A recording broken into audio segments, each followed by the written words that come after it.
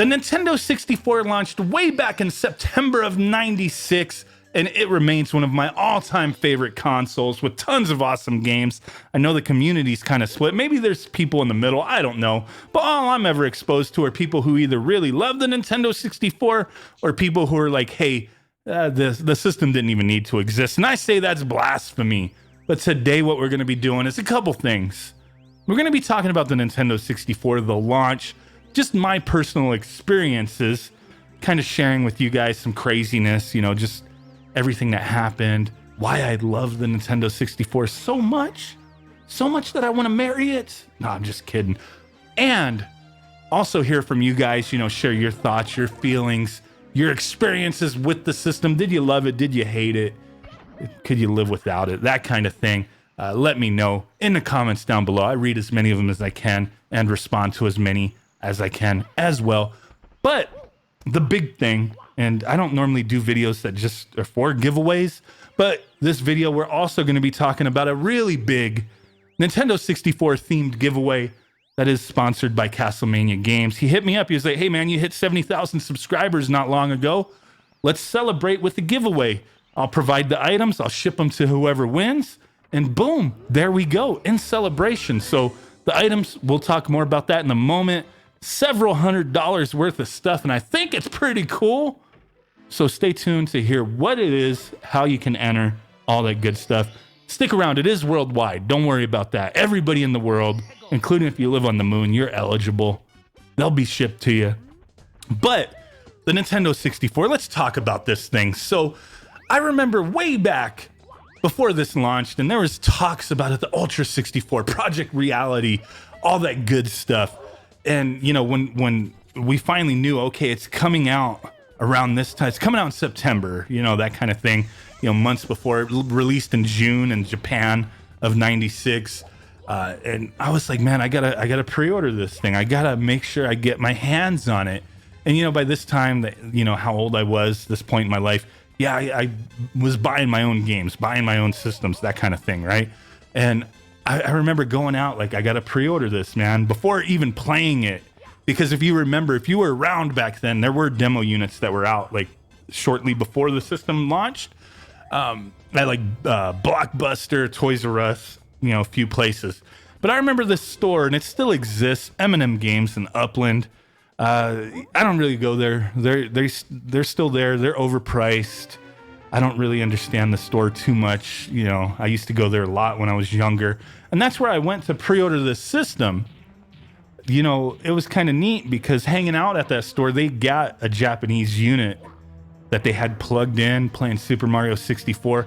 And just going into their store and watching them play this game and asking like, hey man, can I have a turn? Can I have a turn, please? And, you know, getting to play for like a minute or something. It was just so fascinating. Holy shiz, I need to get this system.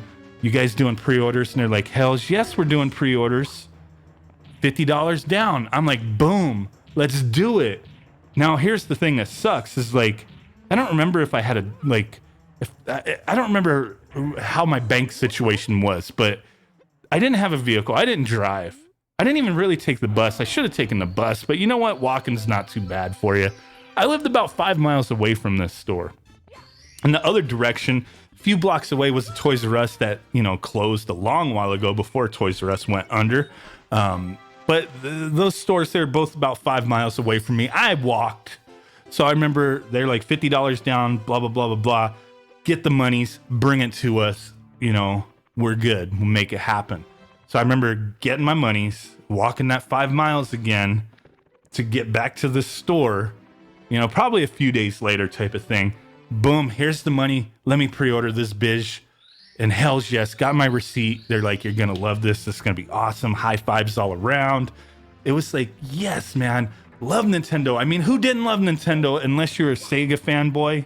I mean, but it kind of went vice versa. You know, the Sega had awesome stuff. Nintendo had awesome stuff. Everybody fought back in the day. Me, it was just kind of funny. I mean, I recognize there was really no point in fighting over this stuff. But, I mean, Nintendo was big. And the Nintendo 64 and the hype leading up to it was just massive. Everybody was excited from what I remember anyway. And you know, so it was like, okay, put my money down, got extremely excited. And I remember like a week or so went by. And these guys at the time, they're like, oh, we don't know how much it's going to cost.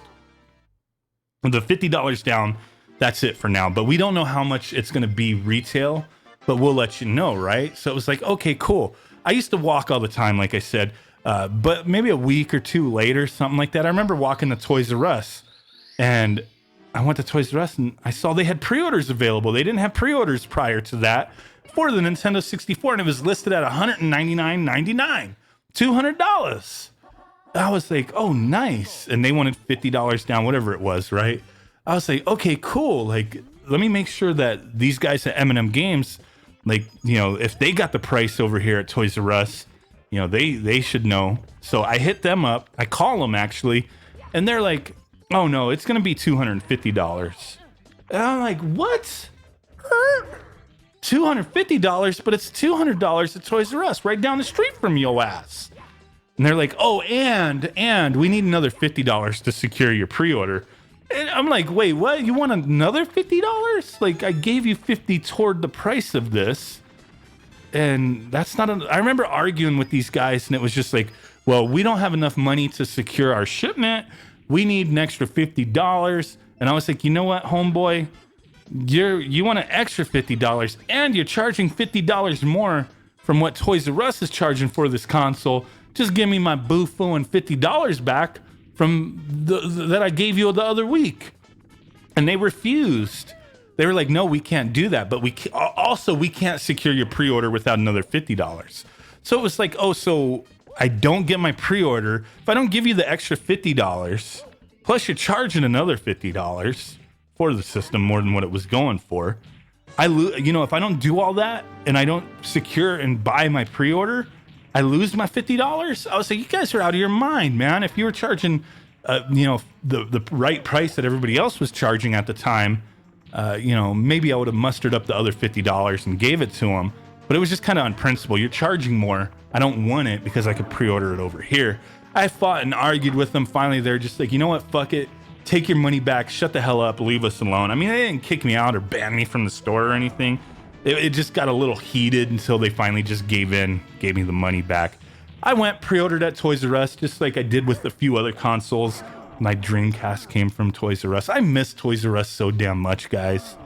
Man, even in my adult years, like with having kids, I love, like on the weekend, just going to Toys R Us, walking around, looking at some cool stuff. Man, I miss that. But I really miss Toys R Us from the 90s because it was kind of different. The stores were different than they were up until recently. But I remember before I picked up my pre-order from Toys R Us prior to the launch, they had demo units out. There's a Blockbuster down the street from my house, so that was like a block or two away. They had a demo unit. I went there every damn day playing Super Mario 64. Every damn day. Oh my God. And stand there watching other people play and like being happy to see other people like happy about playing this game. It was weird. I don't know how to explain that experience, but like I got enjoyment out of seeing other people enjoy the game. It was just that magical to me. Super Mario 64 is just a magical game, and it just always has been for me. It's my favorite 3D Mario game. I mean, I'm sure there's other people that'd be like, no, Mario Sunshine or Mario Galaxy, so on and so forth. Nah, for me, it's Mario 64. But yeah, I played the crap out of this game before it launched. Finally, when it came out, picked it up, got this bad boy home, walked, man. Can you imagine walking 5 miles to the store to go get your Nintendo 64, Super Mario 64, and Pilot Wings, and then walking 5 miles back, sweating your ass off, and then just plopping your ass down and plugging it in and start gaming? It was an amazing time. You know, I know people, one of their biggest criticisms of the system is, you know, the library. We only had around 300 games launched in the US. You know, we didn't have the support from companies like Squaresoft. I was a big role-playing game fan, and we missed out on that on the Nintendo 64. But the games that we did get, Super Mario 64, The Legend of Zelda's, Pilot Wings, Wave Race, Banjo-Kazooie, Conker, Blast Corps, GoldenEye, Mario Kart, Smash Brothers, the Mario Party games, destroying our analogs. Cruis'n USA, holy crap, Cruis'n USA, man. Star Fox 64, Star Wars Rogue Squadron, Shadows of the Empire. Man, there was just so much awesome stuff. With the library being a lot smaller and releases being few and far between, I feel like I was able to focus more and enjoy the system more at the time. I mean, it's not an excuse. Companies didn't support Nintendo because of some of the choices they had made and what other companies were doing at the time. And it sucks. We missed out on a lot. I had a PlayStation, so I really didn't. And I had a Sega Saturn, so I didn't miss out. But on Nintendo's system, yeah, I mean, there wasn't the stuff that we were hoping for. Why did I buy a PlayStation? Because the Nintendo 64 wasn't getting any Squaresoft games, wasn't getting Final Fantasy VII. That's why I bought a PlayStation. I mean, just being honest here, that's why it went down. So yeah, if Nintendo had that, maybe I wouldn't have bought a PlayStation. But you know what? I'm thankful that Nintendo did what they did and they didn't get as much support. And I got to experience other systems at that time, really spread my wings and flew, in the gaming world and experienced other things. But yeah, the games, there's so much stuff that I enjoyed, was able to really focus on playing these games and enjoying them. And I still play my system all the damn time. I just love it so much. And I share these games with my kids, that kind of thing, see if they can enjoy them as well. A lot of people are like, oh, the graphics don't hold up. To me, I know there's a lot of games on the Nintendo 64 that look like ass, but there's also a lot of games that just, they mean so much because I experienced them and I really enjoyed them at the time, and I still do, that they hold up for me. Like, I don't care how they look. Super Mario 64 looks beautiful to me. Pilot Wings looks beautiful. Wave Race, all these games, they look amazing to me. I mean, there's nothing wrong with them no matter how I display them. And hey, it is what it is. Let me know what your guys' thoughts are on the Nintendo 64. I have a little more craziness. I might make a whole separate video about this, because when I got this system home and I chilled that whole night, I think I might have been abducted by aliens, guys. Stay tuned for that one day. I'll probably lose half my subscriber base. I don't know if it was aliens, but I do have a weird experience to talk about that occurred the night of the Nintendo 64 launch. But you know what? Screw that noise. We got a giveaway to talk about. So like I said, Castlemania Games is sponsoring this giveaway, providing the products. He will ship them to whoever the winner is 2 weeks from now, worldwide. No fees for you. You don't have to worry about it if you're in Europe or whatever. No customs, duty fees. Everything is covered. No out-of-pocket expenses. This is not sponsored by YouTube. Nothing. This is a contest being done by myself and Castlemania Games to celebrate the channel hitting 70,000 subscribers. So what are you getting? Or what can you get? Because I mean, not everybody. I wish everybody could, but you know what? Only one person is gonna be winning this Nintendo 64 themed setup. Get your gaming on with an e.o.n. Deluxe gaming set, which includes a Super 64 and a gaming edition Mcable, plus one other item. Let's talk about that in a second. But we have done a Super 64 review. Take a look at that video if you haven't seen it already. But the Super 64 delivers a clean 480p zero lag image over HDMI without having to mod your system or requiring additional power. That's a big pro for a lot of people. Additionally, does have a slick mode, which I'm not a fan of. I don't really care for it, but some people like it. Buffs out them hard pixelated edges, smoothing it out. Hence, slick mode makes it a little slicker. I don't like it. It's not for me, but it might be for you. I've seen a lot of people actually say they like the look of it, so it's cool to have options. The Mcable Gaming Edition is an expensive ass HDMI cable. Let's not lie. I've been using it nonstop though. I mean, I can't deny that. I've been using it for every video game I played lately, all my videos, even if I'm not even not talking about the Mcable. I've just been using the Mcable. It's just kind of neat. But the Mcable is an HDMI cable with a chip that has a graphics processing, thing going on with an incredibly low lag time. Upgrades content up to 4K, mind you, fixes jagged edges, removes shimmer without blur, improves detail, depth, and color, delivers advanced anti-aliasing for your games. Looks good for a lot of systems. Definitely looks good paired with the Super 64. I like it. I just think it's an expensive cable. But you know what? I know there's some other options coming up pretty soon from the company who makes the Mcable. So hopefully we'll get to take a look at that pretty soon here. But this is the giveaway. You're getting the Mcable, the Super 64, plus a brand new Retro Fighters Brawler 64 controller for your Nintendo 64. I think that's pretty damn sweet. You get to pick the color. So link will be in the description. This will be a Gleam.io giveaway. So there'll be multiple ways for you to get entries into the giveaway. Like I said, it's open worldwide. You could be on the moon. It will get shipped to you. Don't worry about it. Antarctica, you got it.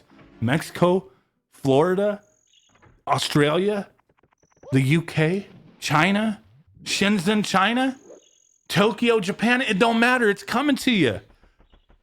Take a look at the giveaway. Links in the description. Really do appreciate you guys. With that said, I will catch y'all next time. Peace out. Bye-bye. And boom. Bye.